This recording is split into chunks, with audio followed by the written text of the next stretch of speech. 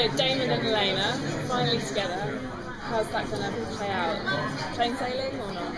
I mean, I think you always have to be cognizant of the fact that it's the Vampire Diaries and people, you can't remain happy for too long in any one given scenario because then there's no conflict.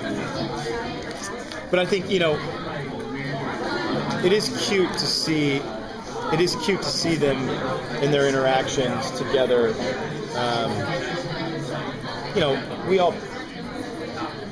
I think anyone, whether it would be Nina or Paul or myself, or anyone will tell you it's typically going to be a lot more fun to play the bad guy or the bad boy, the bad girl, because it's just more dynamic, they're more fun. But it is cute to see Damon and Elena and their interaction.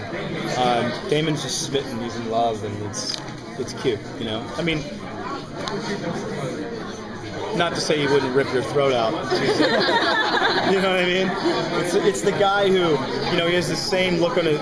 He would have the same smirk on his face as if he was saving a kitten out of a tree or ripping someone's head off. It's the same to him. So you have to preface it by this is the type of man you're dealing with. You know what I mean? How does his newfound love with Elena affect his relationship with his brother? Well, Stefan's gone. Yeah. So Stefan's gone. So there is no relationship with Stefan. So he doesn't make it out of the watery grave.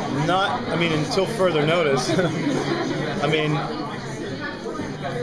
Well, actually, one thing that's quite interesting about it, actually, is that the dynamic that now has changed by virtue of the fact that Stefan's gone, and that the Silas Silas is here now. It really does change the dynamic of the whole show, and we like that. I think,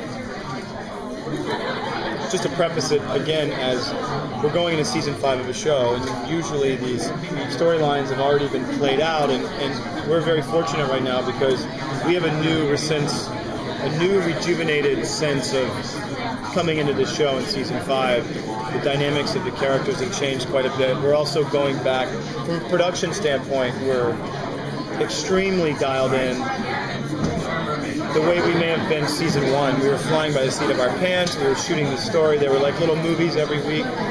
We're going back to that, even photographically, dialing it down, the color way down. It used to, Vampire Diaries was so dark, sometimes you had to really squint at the television to see the reaction of a character, but that's the movies that we love seeing are like that. Not everything is bright and poppy and sunny, and it was, we got away from that in season 3 and 4 of the show, and so we're excited to kind of go back to that and bring it back down to, instead of condensing an A, B, C, D, E, F, G storyline all in one 46-minute episode of television with things exploding, we're going back to this really human well, not necessarily human, but the interaction between characters and really what it elicits in the audience.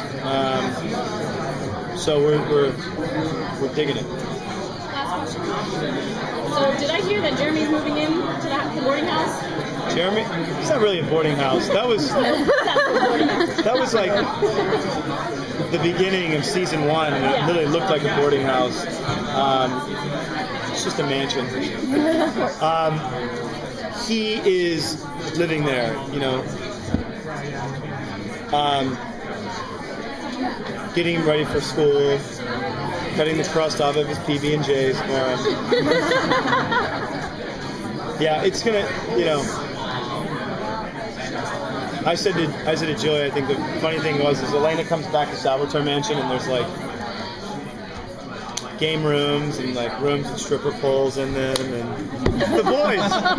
He's 18, Damon's 172. You know what I mean? It's a good mix of demographics there. Thank you guys so much. Enjoy the con.